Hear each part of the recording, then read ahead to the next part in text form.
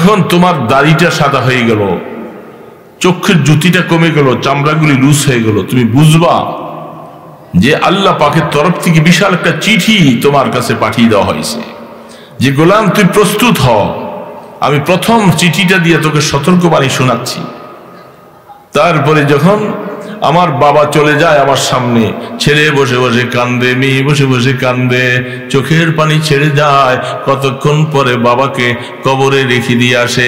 তুমি চিন্তা করো, তোমার বাবাকে যখন রেখে দিলা, কিছুক্ষণ পরে তোমাকেও সেই পথে যাওয়া লাগবে, লাগবে না?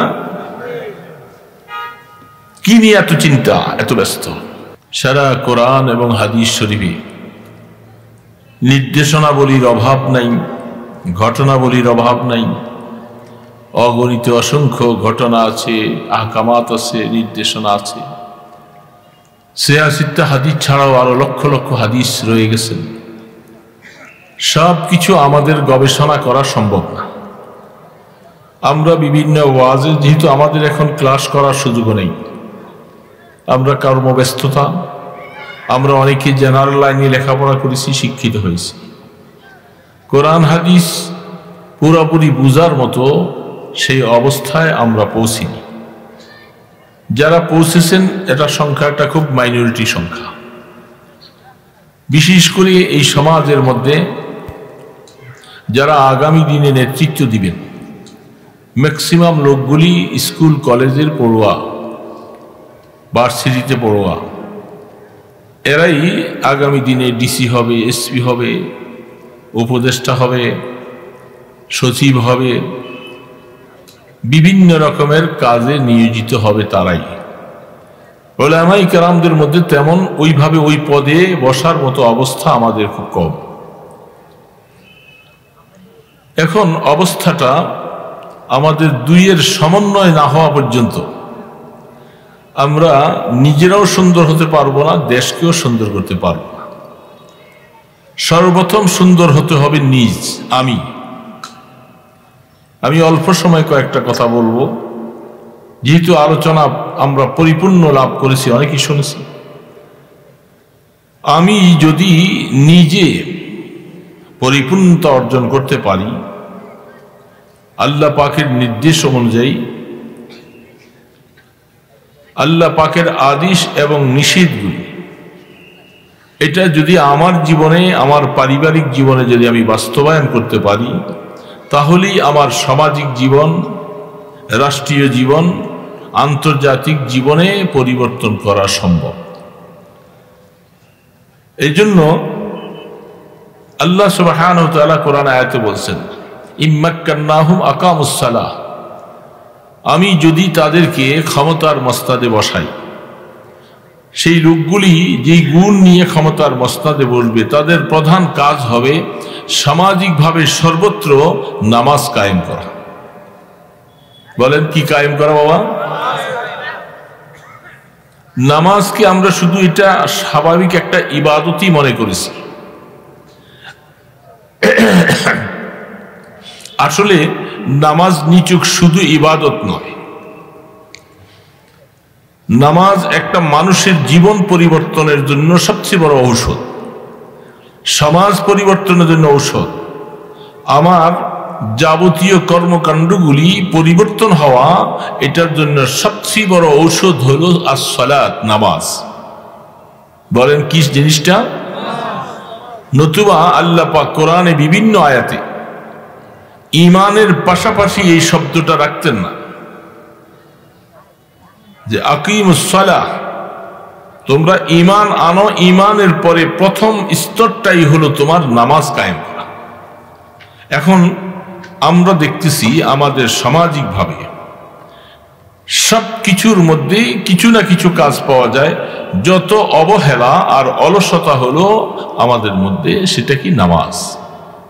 আপনি তাকাইয়ে দেখেন, প্রত্যেকটা মহল্লা ভিতরে তাকাইয়ে দেখেন, যুবক যুবতী যারা আমরা আছি, বুড়ারা মোটামুটি ভাবে আগে কি করেছে জানি না, এখন যখন বয়সের ভাগ থেকে চলে আসছে, আস্তে আস্তে করে কবরের কিছু চিন্তা ঢুকেছে, এখন বুড়ারা স্বাভাবিক একটু মসজিদে যাওয়ার চেষ্টা করে, নামাজ পড়ার চেষ্টা করে।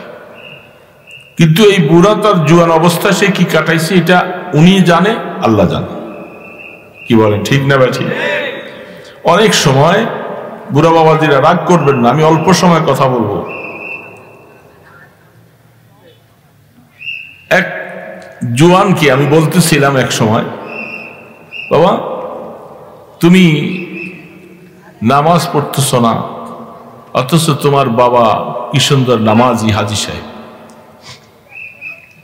সে ছেলেটা আমাকে জবাব দিয়ে বসলো, হুজুর আমার মতো বয়সে আমার বাবা এরকমই ছিল।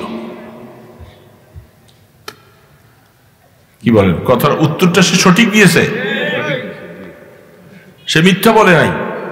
কারণ সে বলে যে আমি বুঝ হওয়ার পর থেকে আমি দেখছি আমার বাবাও নামাজ পড়ে না। এখন বাবার বয়স যখন দেখা যাচ্ছে 60 এক্সিড করছে, এখন বাবা হজ করে আসছেন, বাবা এখন নামাজি, দাড়ি রাখছে, টুপি পড়তেছে, সবকিছু। তো ছেলের ভিতরে এই জিনিসটা রেখাপাত করছে, আমি আবার বাবার মতো বয়স হলে আবার আমিও সেরকম হয়ে যাব। কি বলেন, ঠিক না ভাই? ঠিক। এখন এই আমাদের সমাজে যুবকগুলি যারা আছে, বাবা নামাজ পড়ে, মা নামাজ পড়ে, ছেলেকে নামাজের কথা বললে ছেলে নামাজ পড়ে। সকালবেলা বাবা উঠে নামাজ পড়ে, মসজিদ কাছে থাকলে হয়তো মসজিদে যায়, আর কাছে না থাকলে ঘরে পড়ে। কিন্তু ছেলেটাও সে স্কুলে পড়ে, কলেজে পড়ে বা ভার্সিটিতে পড়ে, মেয়েটাও স্কুল বা কলেজের পড়ুয়া, সে মোটামুটি ঘুমের মধ্যে আসে, তাকে ডাক দিয়া উঠাইয়া নামাজ পড়া সম্ভব হয় না। কি বলেন, ঠিক না ভাই? ঠিক। যে সন্তান এই জীবনের সমাজকে ভালো করতে চান, রাষ্ট্রীয়ভাবে আপনি ভালো কাজ, আপনার কথা সমাজ শুনবে, দেশ শুনবে, মানুষ শুনবে, এমনকি আপনার কথা আল্লাহ শুনবে। কিন্তু বাবা, ঠিক না ভাই? ঠিক বলেন। আমাদের কলেজ ভার্সিটিতে স্কুলে যে সমস্ত বাবাজিরা যারা বালেগের পর থেকে স্কুলে, কলেজে, ভার্সিটিতে, আপনি হিসাব লাগিয়ে দেখেন তাদের মধ্যে থেকে হাজারের মধ্যে কয়জন নামাজি আছে? নামাজি কয়জন? 1000 জন ছাত্রের মধ্যে, স্টুডেন্টের মধ্যে খুঁজে আপনি 100 জনের বেশি নামাজি পাবেন না। ঠিক না ভাই? ঠিক বলেন।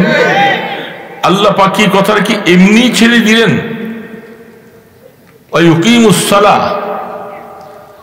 ঈমানের প্রথম বহির প্রকাশটা আল্লাহ পাক, আরো আমল ছিল, যাকাত ছিল, হজ ছিল, রোজা ছিল, অন্যান্য অনেক আমল ছিল, কোনটাকে আল্লাহ পাক ঈমানের পাশাপাশি আল্লাহ পাক বসান নাই। এই জন্য বুখারী আলাইহি রাহমাত তার হাদিসের বয়ান শুরু করলে সেখানে দেখা যাচ্ছে তিনি যে হাদিসগুলি লিখছেন প্রথম থেকে, সেখানে ঈমানের বাবটাকে উনি প্রথম বয়ান করছেন। সর্বশেষ বাব তিনি তাওহীদের উপর বয়ান করেছেন, সেটাও ঈমান। তার পাশাপাশি হলো ইলিম, কিতাবুল ইলিম বয়ান করেছেন, কিন্তু ইলিমটা আগে বয়ান না করে নামাজের বয়ান করাটাই দরকার ছিল। কিন্তু মুহাদ্দিসিনে কেরাম লেখেন, যেহেতু নামাজটা একটা সাধারণ ইবাদত নয়, নামাজকে যথাযথ নামাজ বানাতে হলে তার ইলিম পূর্ব শর্ত। ইলিম না হলে তার নামাজকে সুন্দর করতে পারবে না। বিদায় বুখারী আলাইহি রাহমা কিতাবুল ঈমানের পরে তিনি ইলিমের বাব বয়ান করে তারপরে সালাতের বাব বয়ান করেছেন, তরতিবকে ঠিক রাখছেন। তাতে বোঝা যাচ্ছে আমরা আসলে মনে করছি আল্লাহ পাক বলতেছেন তোমরা নামাজ পড়ো, নামাজ পড়ো। এটা যে কি এক ব্যাপার, এটা যে কত বড় এক ঔষধ মানুষের জীবন পরিবর্তনের জন্য, এর থেকে বড় ঔষধ পৃথিবীতে কেউ দিতে পারে নাই এবং পারবেও না। নামাজই একমাত্র এমন একটা জিনিস যেটা মানুষের জীবন পরিবর্তন করতে পারে, মানুষকে সোনার মানুষের বানাইতে পারে, সেটার নাম হলো নামাজ। আর নামাজ এমন একটা ইবাদত, এটার মধ্যে রোজা আছে, যাকাত আছে, এটার মধ্যে হজ আছে, সমস্ত ইবাদতের সারাংশ সমন্বয় মিলে হলো আসসালাত। আফসুস হলো আপনি ট্রান্সপোর্ট লেভেলে রাস্তায় ঘুরেন, ট্রান্সপোর্ট লেভেলের মধ্যে যত শ্রমিক, ড্রাইভার যত আছে, আল্লাহ মাসুর ভালো করে, এদের মধ্যে হাজারের মধ্যে 10 জন মানুষ নামাজি নেই। বলেন আমি মিথ্যা বলছি কিনা? আপনি বলেন দেখেন, 10 জন মানুষ নামাজি। আমাদের এই সমাজে যত এই যে দেখুন ড্রাইভারগুলি আছেন, অটো, তারপরে সিএনজি এবং মিক্সি, বিভিন্ন যারা ড্রাইভিংগুলি করেন, আপনি তাকাইয়া দেখবেন এরা এদের সারাদিন কিন্তু ওই ডিউটিটা ঠিক মতো আদায় করে, নামাজ পড়ে না। কিন্তু বাবা ঠিক না ঠিক বলেন? বাজারে দোকানদারগুলি যারা আছে, ইল্লা মাশাআল্লাহ, যদি বাজারের মধ্যে দোকানদার যদি 1000 জন থাকে, তাদের এখানে যারা খরিদ্দার যায় এরা সহ মিলে একটা বিশাল জম্মে গভীর সেখানে নামাজের সময় চলে যায়। ফজর তো কি করলো সেটা আল্লাহ ভালো জানে, জোহর, আসর, মাগরিব, ঈশা, সারা বাজারের মধ্যে দেখবেন কয়জন মানুষ নামাজ পড়ে। কি বাবা ঠিক না ঠিক বলে? সর্বতভাবে দেখা যাচ্ছে বহু মানুষ হজ করতে যায়, সে নামাজ পড়ে নাই, এখন হজ করে আসার পরেও মাঝে মধ্যে পড়ে, সে এখনো রেগুলার নামাজই হয়নি।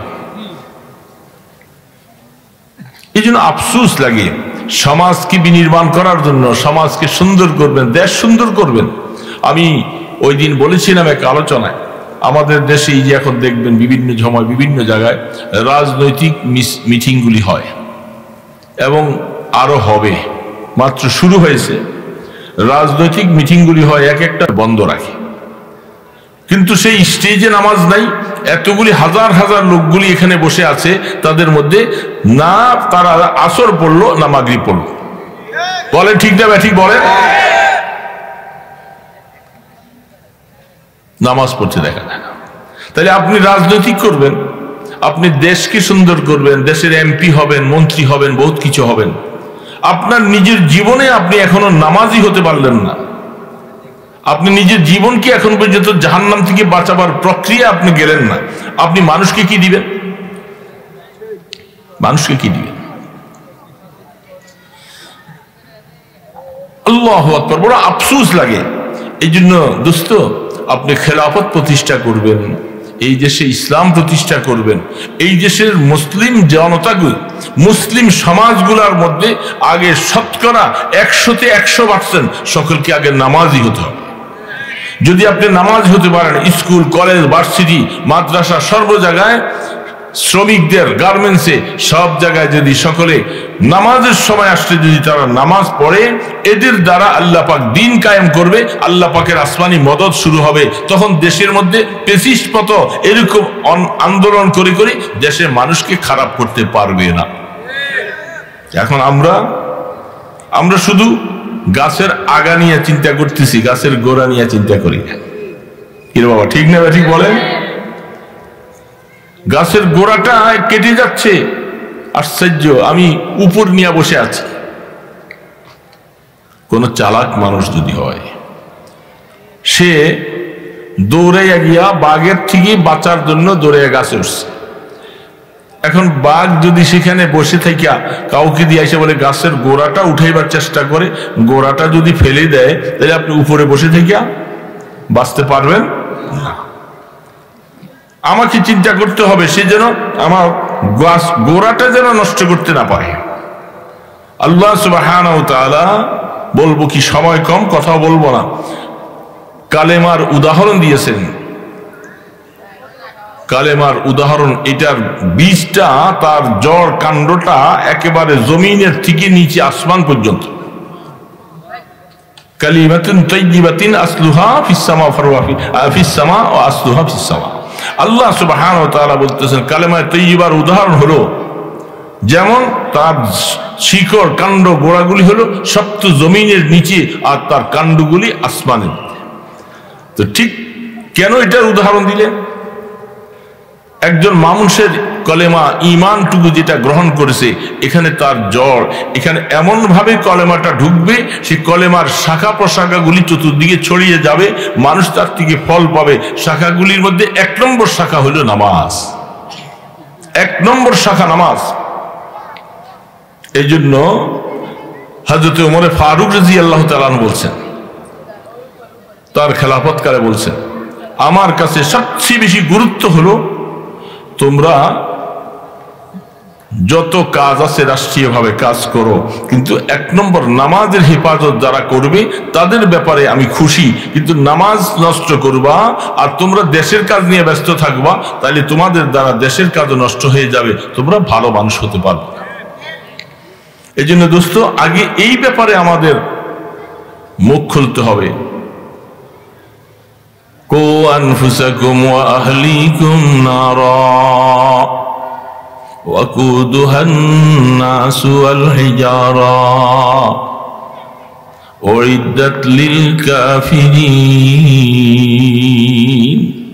আল্লাহ সুবহানাহু ওয়া তাআলা বলছেন, হে মানুষ, বনি আদম, তুমি নিজেও জাহান্নাম থেকে বাঁচো, তোমার পরিবার পরিজনকে, তোমার আত্মীয় স্বজনকে জাহান্নাম থেকে বাঁচাও। কিয়ামতের ময়দানে জাহান্নামের ইন্ধন হবে মানুষ, জিন্নাত এবং পাথর।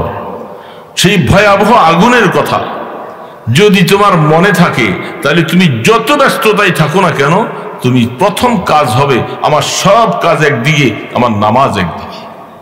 এর বাবা ঠিক না ঠিক বলেন? আফসোস লাগে। এই কথা কাকে বুঝাবেন আপনি? এই ওয়াজ আপনি কাকে বুঝাবেন?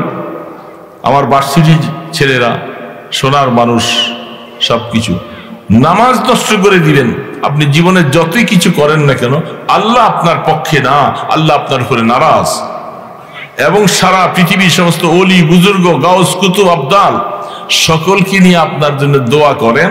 আর রাসূল বলেন, যারা নামাজ নষ্ট করলো তারা আমার উম্মতের অন্তর্ভুক্ত না। আপনি তো সারা পৃথিবীর মানুষ দিয়ে দোয়া দিয়ে আপনার কি হবে? রাসূল নারাজ, আল্লাহ নারাজ। যে ব্যক্তির উপরে আল্লাহ রসুল নারাজ, আল্লাহ নারাজ, তার জন্য মঙ্গল বয়ে আনবে কে? কার ক্ষমতা আছে? আল্লাহ যদি বিপক্ষে থাকে, রসুল যদি আপনার বিপক্ষে থাকে, আমার বিপক্ষে থাকে, তাহলে রাষ্ট্রপ্রধান আপনার পক্ষে থাকবে। আল্লাহ পাক বলে, আমি তাদের দিল ঘুরিয়ে দিব, তোর পক্ষে আসবে না। মনে রেখো, আফসুস লাগে, আফসুস লাগে। সেই নামাজকে আমরা নষ্ট করে দিচ্ছি। আমরা অনেকেই দেখি বড় বড়, এখন এই যে এতগুলি বড় মানুষ আমরা এখানে বসছি, আরো বহু মানুষ চলে গেছে। দোস্ত, যুবক বাবাজিরা, এরকম কি আমরা এখানে নাই যে আমার ফজর, জোহর, আসর, মাগরিব কাজা হয়ে গেছে? হয়তো এশার সময় পড়ছি কিনা জানি না, এশাও কাজা হয়ে গেছে, পড়ি না, কিন্তু ওয়াজ শুনতে আসছি। এরকম শ্রোতাও তো থাকতে, যেই শ্রোতা আমি ফজর পড়ি নাই। আল্লাহু আকবার। আল্লাহ রাসূল কোরআন বলতেছেন, হাফিজু আলাস সালাওয়াতি ওয়াস সালাতিল ওয়ুসতা, 5 ওয়াক্ত নামাজের হেফাজত করো, বিশেষ করে আসরের নামাজের হেফাজত করো। কেন আল্লাহ পাক আসরের নামাজের কথাটা বলছেন? আসরের সময় কাজ কারবারে ব্যস্ত, মহিলারা রান্না বাড়ায় ব্যস্ত, গ্রামগঞ্জে বাজারওয়ালা বাজার করে বাজার নিয়ে বাসায় যাবে ব্যস্ত, বিক্রেতা সন্ধ্যার আগে আগে মাল বিক্রি করবে ব্যস্ত, সবাই ব্যস্ত। এই জন্য বলে যে আসরটা বাসায় যেয়ে পড়ানি, মনে বাসায় যেতে মাগরিব হয়ে গেল, আসর শেষ কাজা। মাগরিব যদি পড়ে, মাগরিবের সাথে আবার আসর হয়তো অনেকে পড়ে না। এই জন্য আল্লাহ পাক কোরআনের মধ্যে বলছেন, আর আসরটা হলো মধ্যবর্তী নামাজ, তারপরে আবার 2 ওয়াক্ত, আগে 2 ওয়াক্ত। এই জন্য আল্লাহ পাক বলছেন, আসরের নামাজ যাদের ধ্বংস হলো, তার জন্য মাল ও সম্পদ সব ধ্বংস হয়ে গেল।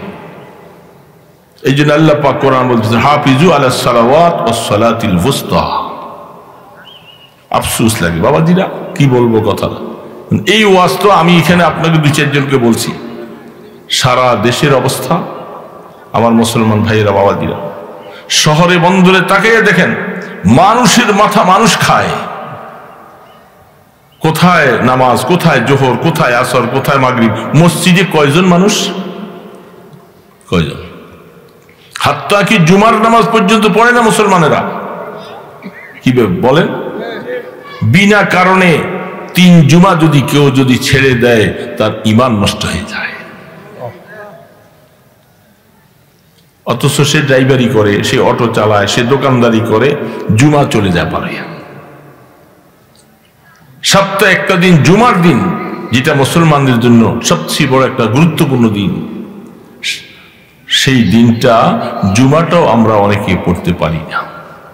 আর কিছু মুসলমান আছে এরকম, আমরা দেখি মিম্বরে বসে দেখি, এরা আমাদের আলোচনা শেষ, খুতবার মাঝামাঝি হয়ে যায় বা খুতবা শেষ এমন সময় আইসা ঢুকে। যার খুতবা শোনা হলো না তার জুমা নামাজটাও অর্ধেক কোনো রকম হইল, বাকিটা বাতিল। তো জুমার নামাজের আগে যে 4 রাকাত নামাজ আছে এটাও পড়লো না, 2 রাকাত নামাজ পড়ে ফুরফুর করে বাইরে চলে আসলো, জুমার পরে 4 রাকাত ওইটাও পড়লো না, খুতবাও শুনলো না, কি জুমা পড়লো? এই সময়টা শেষ ছিল কোথায়? এ দোস্ত, এই সময়টা সে কোথায় ছিল?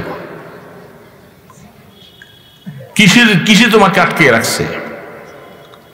ঘর, আনন্দ, উল্লাস, ব্যবসা বাণিজ্য, যে ব্যবসাকে তুমি এইভাবে আঁকড়ে ধরেছ, আহা, তুমি বুঝবা যখন তোমার দাড়িটা সাদা হয়ে গেল, চোখের জ্যোতিটা কমে গেল, চামড়াগুলি লুজ হয়ে গেল, তুমি বুঝবা যে আল্লাহ পাকের তরফ থেকে বিশাল একটা চিঠি তোমার কাছে পাঠিয়ে দেওয়া হয়েছে যে গোলাম তুই প্রস্তুত হ, আমি প্রথম চিঠিটা দিয়ে তোকে সতর্কবাণী শোনাচ্ছি। তারপরে যখন আমার বাবা চলে যায় আমার সামনে, ছেলে বসে বসে কান্দে, মেয়ে বসে বসে কান্দে, চোখের পানি ছেড়ে যায়, কতক্ষণ পরে বাবাকে কবরে রেখে দিয়ে আসে। তুমি চিন্তা করো, তোমার বাবাকে যখন রেখে দিলা, কিছুক্ষণ পরে তোমাকেও সেই পথে যাওয়া লাগবে, লাগবে না?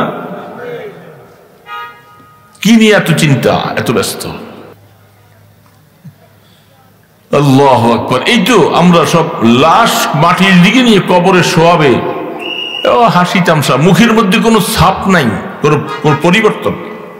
আমি ওই দিন কোথায় যেন একদিন এক বয়ানে বসছিলাম, সম্ভবত লাকসামের শেষ দিয়ে ওই দিয়ে বয়ান করতেছি। ওই দিন কে যেন একজন মানুষ মারা গেছে, তার মাইকিং হচ্ছে। তো সেই আমাদের মাহফিলের পাশে ওই এলাকার মধ্যে বেদাতি মানুষ, আমাদের মাহফিলটার মধ্যে ডিস্টার্ব হয়, এই জন্য সে মৃত্যুর কথাটা বলতেছে মাইক দিয়া, অথচ এখানে একটা দিনে আলোচনা হচ্ছে, সেটার প্রতি ভ্রুক্ষেপ নাই, খুব আওয়াজ দিয়ে দিয়ে মূর্তি। তা আমি তখন বললাম যে এই ঘোষণাটা দিচ্ছে অমুকে মারা গেছে, এই ঘোষণাটা যে দিয়েছে, মৃত্যুর কথাটা বলার সাথে তার কলিজাটা থরথর করে কাঁপার দরকার ছিল, ঘোষণাটা দেওয়ার সময় তার চোখে পানি হওয়া দরকার ছিল যে আমি কি বলতেছি, এই লোকটা কি অপরাধ করলো। সে তো আমার মতো এরকম হাত পাওয়ালা, কথাবার্তা বললে বলা সমাজে ছিল, কি অপরাধ তার? এখন এই লোকটাকে এখন মৃত্যু বলতেছি, তার জানাজার কথা বলতেছি, আমার মধ্যে কেন পরিবর্তন নাই? তার জানাজা হচ্ছে, হবে জানাজা, জানাজা হচ্ছে, মরে গেছে, জানাজা হবে, এর থেকে আর বেশি কি? এটা বলার মধ্যে কোনো পরিবর্তন নাই। ইজা হামালতা ইলাল কুবুর জানাজাতান ফা'লাম বিআন্নাকা বা'দাহা মাহমুল। লাশ কাঁদি নিয়া যাইতেছে, না কোনো চোখের পানি আছে, না কোনো দিলের মধ্যে কোনো একটা ভীতি অবস্থা আছে, আমি এই লোকটাকে নিয়ে কোথায় যাইতেছি? এই লোকটাকে যে আমরা চোখের সামনে নিয়ে আমাদের সামনে মাটিতে শোয়াই দিলাম, সেটা আমাদের মতেই ছিল, তাকে কোথায় রেখে দিয়ে আসতেছি? সেখানে তার কি হবে হালাত? এখন তার ছেলে নাই, মেয়ে নাই, সম্পদ নাই, স্ত্রী পুত্র নাই, কেউ নাই, সব শেষ, একা একা তাকে সেখানে রেখে দিয়ে আসছি। আজকের থেকে সে লাশ হয়ে গেল। এখন তার সাথে কি মুআমেলা হবে জানার মতো অধিকার পৃথিবীর কারো। সারা জীবনের ফল প্রকাশ হবে সেখানে কবরে যাওয়ার পরে। কবর হয়তো জান্নাতের টুকরো হবে, নতুবা জাহান্নামের একটা গর্ত হবে, রাসূল বলছেন। তো এই যে মৃত্যুর কথাটা দিলাম, জানাজার সামনে জানাজা পড়তেছি, পরিবর্তন তো নাই আমার। এর থেকে বড় চিঠি আর কি হতে পারে? যেটা আল্লাহ পাকের রহমানিয়তের পক্ষ থেকে একটা চিঠি আসছে যে একটা মানুষকে জানাজা দিতেছে, লাশ হয়ে গেল। কত বড় চিঠি, কত বড় চিঠি দোস্ত। পরিবর্তন নাই। বেশিতে বেশি আপনজন হলে হয়তো 2-3 দিন হয়তো একটু কানবো, পেরেশানি হবো, বাস 3 দিন পরে এখন সম্পদ নিয়ে ভাগাভাগি, বোন আসবে, ছেলেরা আসবে, সবাই বসবে, এখন কে কোনটা নিবে, বাবার সম্পদ এই নিয়ে মারামারি শুরু হয়ে যায়। কি ঠিক না ঠিক বলে? কে কোনটা নিবে, মারামারি শুরু হয়ে যায়, ভাগাভাগি শুরু হয়ে যায়। 3 দিনের পরে 4 দিনের দিন বিশাল একটা গরু জবাই করে একটা আয়োজন হয়, আপনাদের দেশে তো এটা হয় না মনে হয়? হয়? হ্যাঁ, 4 দিন না দিন কি বলে কি কয় যে এই যে লোকগুলি এর মাটি দিছে এদের হাত ধোয়াই। হ্যাঁ, এই যে 3 দিন পর্যন্ত এই লোকে ঘরে খাইছে, বিভিন্ন জায়গায় খাইছে, এর কতগুলি মাটি আছিল, এই মাটিগুলি খাইছে, সে হাত ধোয় নাই তো 3 দিন পর্যন্ত, নাকি? আজকে আইসা এই যে লোকটা মরে গেল তার বাড়িতে আইসা সে হাত ধুবি আইসা, হ্যাঁ, তারা আজকে হাত ধোয়াবে। আফসোস লাগে, চিফ লজ্জাও নাই মানুষের। লজ্জা যদি থাকতো, এই লোকটার বাবা চলে গেল, মা চলে গেল, তার একটা সন্তান মারা গেল, তার ব্যথিত অন্তর ব্যথা, এই বেচারা সেই ব্যথায় তো বাঁচে না। এখন 4 দিনের দিন আইসা বলে যে জবাই করো, তাড়াতাড়ি করো, পাকশাক করো, বিড়াল আয়োজন করো। আর তোদের তো আইসা মুজ করে তোরা প্লেট বসে খাবি, ওই বেটার তো বাবা চলে গেল, বেটার তো টেনশনে আছে, তারে কি বুঝাইতে আসছিল? তোমরা তো মনে মনে খুশি যে বাপ মারা গেছে, ভালো হইতে, আমরা তো এক পেট খাবো সবাই আসে। এবং এই খানার মধ্যে দিয়ে আমার একটু কম পড়ছে, কারো বেশি পড়ছে, এই নিয়ে কি বাইরে বাইরে শুরু হয়ে যাবে, কি ঠিক না ঠিক বলেন? লজ্জা নাই।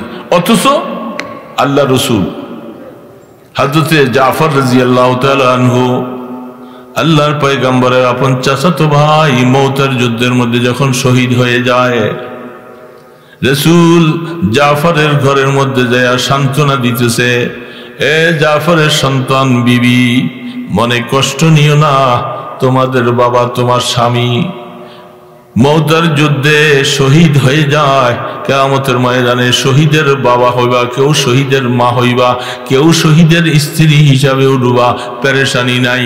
আল্লাহ রসুল 3 দিন পর্যন্ত তার ঘরের মধ্যে খানা পাকাইয়া খানা পাঠাবার ব্যবস্থা করছে। যেহেতু তাদের দিল ভাঙা, এদেরকে সহযোগিতা করো, রান্না বাড়া করতে মনে চায় না, তাদের ঘরের মধ্যে পাকাইয়া 3 দিন পর্যন্ত খানা দেওয়া সুন্নত। সেই জায়গার পরিবর্তে আমরা তাদের ঘরের মধ্যে যে খাইতে বসে থাকি, কত বড় খাক্কা আমরা। ওরে বলতেছি টাকা পয়সাও নাই, কিছু টাকা দরকার, সুদে আনবো, নতুবা হাওলাত করে আনবো, কারণ এই গরু কিনা খাওয়াইতে তুই। পুরা গ্রামবাসী বলে কি একটা বক খিল্লি বেটা, তুই তোর বাবা মরে গেল, সম্পদ রেখে গেছে, একটা বেট খাওয়াইলিও না মানুষের। ঠিক কত খাইবি তুই, তোর খাইতে মনে চায়। তোর কোনদিন আশা পূরবে না, যেদিন কবরের মাটি দিয়ে তোরে চাপা দিবে সেদিন তোর আশা পূরবে। আগে এটা তো 3 দিন 4 দিন খাইছে। উত্তরবঙ্গে রাজশাহীতে নওগাঁ জেলায় আমি গত 2 বছর আগে সেখানে মাহফিলে, তো মাহফিলে গেছি, সেইখানে ওনাদের এক চাচা মারা গেছে। তো চাচা মারা গেছে দেখি যে মাহফিল এখন মানুষ আছে কম, তো জানাজাটা হওয়ার কথা ছিল রাত্রে, মাহফিল শেষ হওয়ার পরে এখানে জানাজা হবে, মুসাফির মানুষ আমরা, হয়তো আমরা জানাজা শরীক হব, জানাজাটা এখানে হলো না। পর আমি জিজ্ঞাসা করলাম, সকালে আমাদের ফ্লাইট হয়তো আসতে, আবার সকালবেলা চলে আসবো, রাজশাহী থেকে ফ্লাইট উঠব, তো বললাম যে রাত্রে জানাজা দিলেন না কা? হুজুর আমাদের দেশের সিস্টেম তো একটু আলাদা। কি আলাদা সিস্টেম? বলে যে যদি কেউ মারা যায়, তার লাশটাকে দাফন করতে যাইয়া জানা যায় যত মানুষ আসে, এদেরকে ওই সময়ে লাশ মাটি দেওয়ার শেষে সবাইকে বিরিয়ানি অথবা পোলাও মুরগি পাক করে খাওয়াইতে হয়।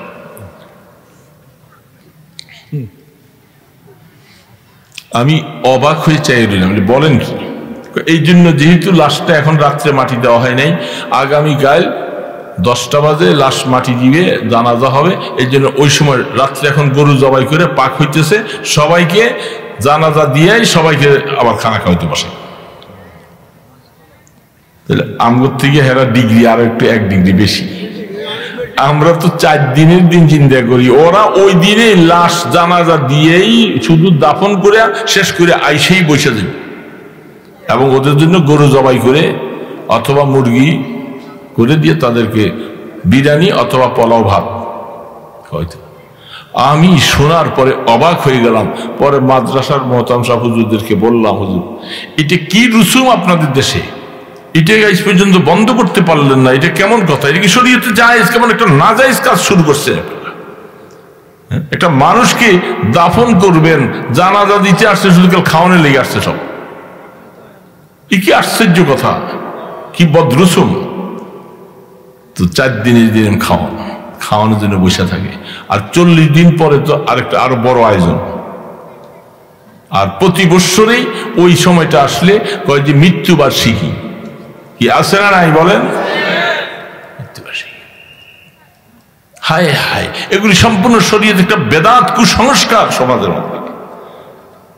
নামাজ পড়ে না, ওই দিন এসে সবাই এখানে সব বসে গেছে খাওয়াবে। জোহরের নামাজের পরে খানা দিবে, হুজুররা আসবে, কিছু পড়বে, ওইটার বাইরে ঘুরে এই যখন খানার আয়োজন শুরু হলো, এই লাইন দিয়ে সব ঢুকছে। এই ঠিক না বা ঠিক বলেন? অথচ জোহর নামাজটা পড়ে নাই সে। আফসোস লাগে, মুসলমান কি হয়ে গেলাম আমরা।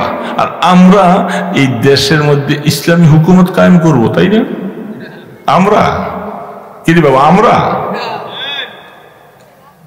শতধিক তোমার জীবনে করে তুমি ইসলামী হুকুমত কায়েম করবা।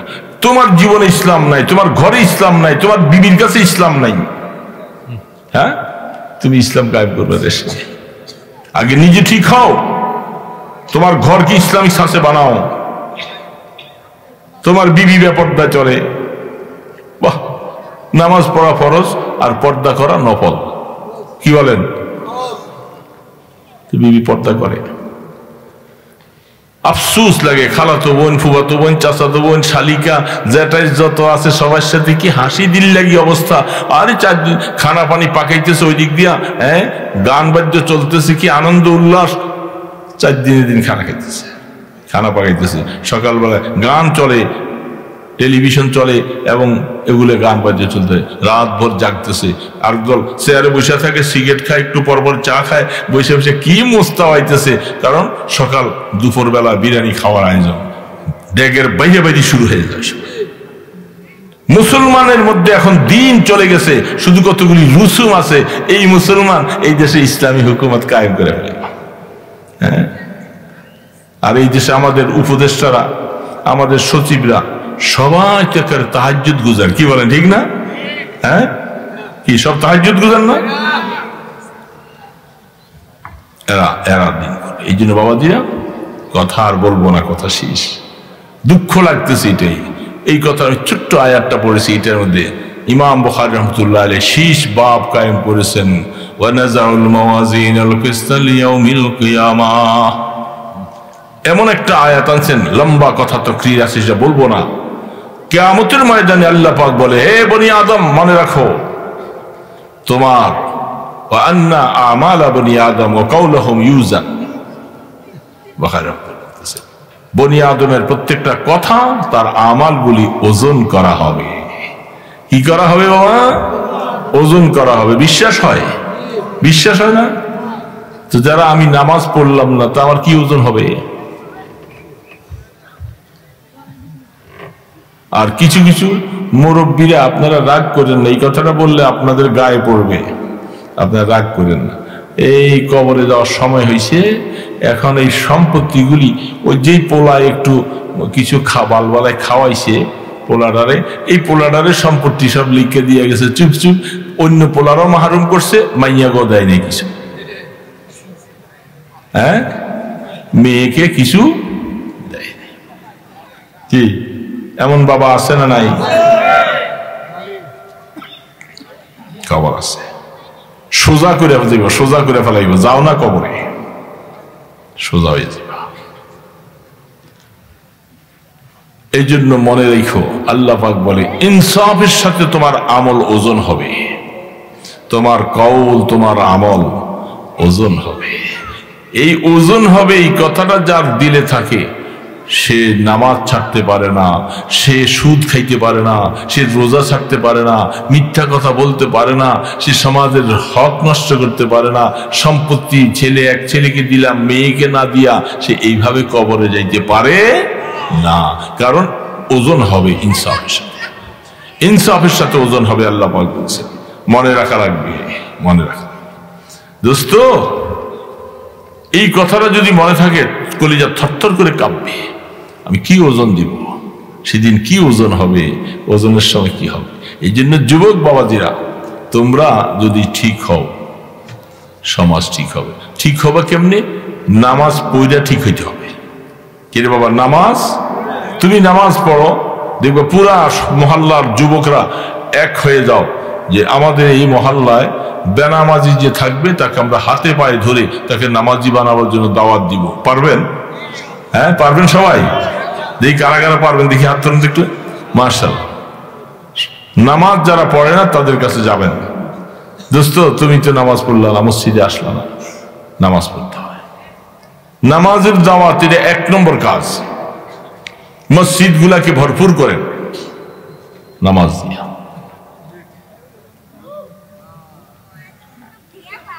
এক এলাকার মধ্যে, এই উত্তরবঙ্গে, সেই বিশেষ করে পাহাড়ি এলাকায়, ওই এলাকার মধ্যে তখনকার সময় ইসলামের দাওয়াত ইত্যাদি এগুলি নাই। এক বেচারা আপনাকে নোয়াখালীর দিকে দিয়ে গেছে, সেই এলাকায় যাওয়ার পরে দেখে যে নামাজ পড়ে না কেউ, মসজিদের মধ্যে না আজান আছে কিছু আছে। বেচারা সেখানে যে মসজিদটা পরিষ্কার টরিষ্কার ঝাড়ু দিছে, এখন নিজে আজান দেয়, একজন মুসল্লি হয়। চিন্তা করলো যে এটা কি হালাত। পরে জিজ্ঞেস করতেছে, এরা নামাজ পড়তে আসে না, অথচ ওইদিকে হাল চাষ করে, ওইদিকে আলু লাগায়, ওইদিকে ধান লাগায়, মসজিদে নাই। পরে কিছু বললে, কই ইমাম সাহেব হুজুর আপনি আজান দিছেন, হুজুর আপনি পড়ে যান, আপনার খানা রেডি আছে। করে বাবা এই জন্য কি আসছি, তো তোমরা কেন আসো না? হুজুর এই অজু টজু করতে পারবো না, এইটা ভেজাল, এই যাও আর অজু করো, এই করো সেই করো, এগুলি পারতাম না। যদি অজু ছাড়া নামাজ হয় এটা বলতে পারেন, তাইলে আমরা হাল চইতেছি, গরুটা রাইখে দিয়ে আইসা বাস আল্লাহ, হ্যাঁ দোকানটা লয়ে যাইতেছি, দোকানটা রেখে দিয়া আল্লাহ নামাজ পড়ল, আপনি নামাজ পড়াই দিও। হুজুর চিন্তা করলো, বাবার এরা তো কঠিন মাসালা। উনি একদিন বলছে যে এক কাজ করো, তোমরা যে অবস্থা আছো, যে অবস্থায় আছো, অজু লাগবে না, তোমরা আগে মসজিদে আসো। বরাবরই বাস খুশি হয়ে গেছে অনেকে। এখন তো মসজিদের মধ্যে অনেক মুসল্লি অজু ছাড়া নামাজ পড়ে। হুজুর চলে আসছে কয়েকদিন থেকে পরে, আরেকজন হুজুর গেছে, যাইয়া বলতেছে মসজিদে মুসল্লি মাশাআল্লাহ অনেক ভর্তি, কি ব্যাপার, সবাই খুশি, কি যেন কামড়া করিয়া গেছে। পরে নজর করে দেয় যে এরা তো অজু করে না, এমনি নামাজ পড়ে সবাই। হুজুর বলতেছে এটা অজু ছাড়া নামাজ পড়বি, তোর তো কাফের হয়ে গেছে সব। হুজুর কথা সাবধানে বললেন, আমাকে আগের হুজুর আমাকে বলছে অজু লাগবে না, এই জন্য আমরা এইভাবে পড়ি। এখন ওই হুজুর বলতেছে, আরে ওই হুজুর কি এমন কথা বলে দিয়ে গেল। পরে ওনার কাছে চিঠি পাঠাইছে। হুজুর বলতেছে, বুঝছি ব্যাপারটা তো আসলে আপনি উল্টা বুঝতেছেন। হুজুর আমি বহুত চেষ্টা করে দেখছি, আমি ওদেরকে মসজিদে নিতে পারি না, আমি বহুত চেষ্টা করে মসজিদে নিছি অজু ছাড়া, আপনি আপনার যোগ্যতা দ্বারা তা করে অজু করাইয়া দিবেন, আমার লোকে রাগারাগি করে লাভ নাই, আমি যেটুকু করে দিয়েছি এতটুকু, এখন আপনি অজু করাই দিলেই তো সব ঠিক হয়ে গেল। বুঝছেন কারবারটা? এইরকম বহু আছে, অনেকে আছে, আপনাকে অনেক ছেলে পেলে বন্ধু বান্ধব আছে, এই নামাজের মধ্যে এমনি দাঁড়িয়ে যায়। এই জন্য পড়ে থাকো। হ্যাঁ আসছেন আপনারা, আমি আপনাকে চাইতেছি আপনারা আইদিন নাকি, এই জন্য তো শেষ করি। হ্যাঁ ওই তো আপনাকে দেরি হয় না, আমার শেষ করে, আমি তো শেষ করতে আগের থেকে বসতে আছি, আর ডাইনি বানো চাই দেখি কেউ নাই, ওনারা ওই যে খানা খাইতে গেছে। তো এই জন্য দোস্ত কথা হলো, আগে ঠিক আছে যেমনি পাক তাদেরকে আগে নামাজি বান, চেষ্টা করব না। আর এখন আপনাকে এই বয়স্ক ছেলেদের কি পড়ানোর ব্যবস্থা আছে? এইটা তো করেন না হুজুর, এইটা তো খারাপ। না না না, রমজান তো হইল না, আপনারা মাগরিবের পরে বা ঈশার পরে একটা সময় দিয়ে আপনারা এলান করেন, যে সমস্ত স্কুল কলেজের ছাত্র বুড়া বাবাদের অনেক আছে, না সূরা ফাতিহাটা শুদ্ধ হয়, না নামাজ ঠিক মতো পড়তে পারে, এনাদের জন্য আপনারা আধা ঘন্টা সময়, 1 ঘন্টা সময় আমি আমার মাদ্রাসার মধ্যে একজন ওস্তাদ রেখে দিছি শুধু বয়স্কদেরকে পড়াবো, ওনার বেতন মাদ্রাসা থেকে দিচ্ছি। মাগরিবের পরে, ফজরের পরে যখন যারা সময় পাবে তাদেরকে শুধু এই কোরআন শরীফ আস্তে আস্তে শিখাবে, সূরা শিখাবে।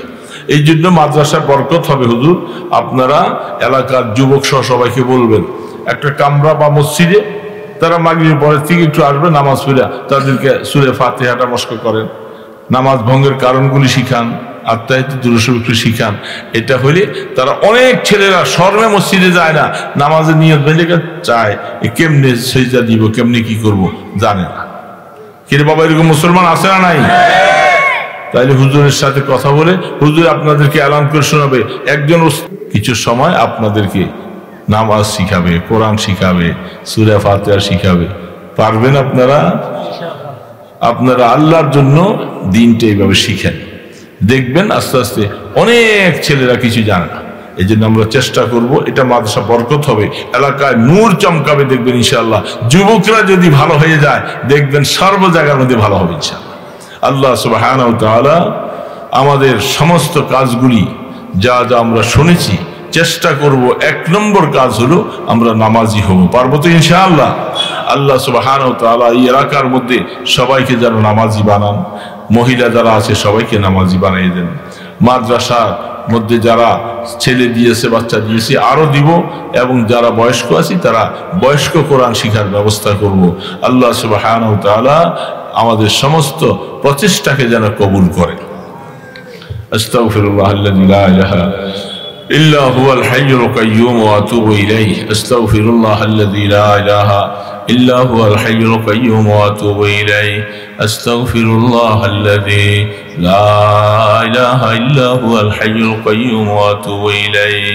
লা হাওলা ওয়ালা কুওয়াতা ইল্লা বিল্লাহিল আলিয়্যিল আযীম। اللهم صل على محمد وعلى آله وأصحابه وبارك وسلم. اللهم صل على محمد وعلى آله وأصحابه وبارك وسلم. সভাপতি সাহেব অসুস্থ, মোবাইলে দোয়া চাইছেন আপনাদের কাছে। আল্লাহ পাক যেন ওনাকে শিফায়ে কামিলা নসিব করে দেন। আমাদের মধ্যে যারা অসুস্থ আছি আল্লাহ আমাদেরকে যেন দয়া করে শিফা দান করেন। আলহামদুলিল্লাহি রাব্বিল আলামিন, والصلاة والسلام على أشرف الأنبياء والمرسلين. يا حي يا قيوم برحمتك نستغيث أصلح لنا شأننا كله ولا تكلنا إلى أنفسنا طرفة عين.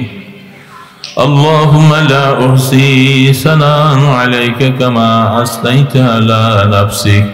اللهم آت نفسي تقواها أنت خير من زكاها أنت وليها ومولاها.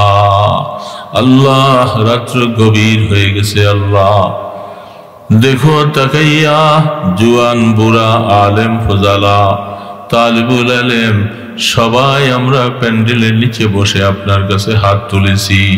মেহেরবানি করে আমাদের হাতগুলি কবুল করে নাও আল্লাহ। গুনাহ করেছি আল্লাহ, গুনাহ করে করে বরবাদ হয়ে গেছি আল্লাহ। সবাই আমরা কবরের যাত্রী, মেহেরবানি করে কবরের ডাক দেওয়ার আগে আমাদের জীবনের গুনাহগুলি মাফ করে দাও আল্লাহ। গুনাহগার বানাইয়া কবরের ডাক দিও না গো আল্লাহ। আল্লাহ কবরে নিয়ে আমাদেরকে মাইরো না।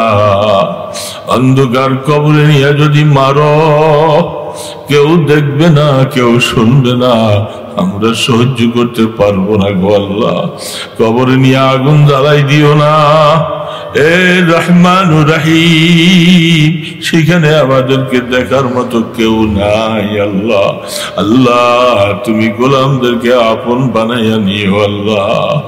আল্লাহ কিয়ামতের ময়দানে আমলের ওজন হবে, কি ওজন দিব গো আল্লাহ? আমাদের কাছে কোনো আমল নাই আল্লাহ, হিসাবের কড়াকড়ি করো না এ রহমান। আমলনামা ওজনে যে পাশ করবে সেই তো জান্নাতি হবে। আল্লাহ মেহেরবানি করে আমাদের আমলগুলি ওজনের সময় তুমি রহমতের ব্যবহার করো, রহমত দ্বারা পার করাইয়া দিও।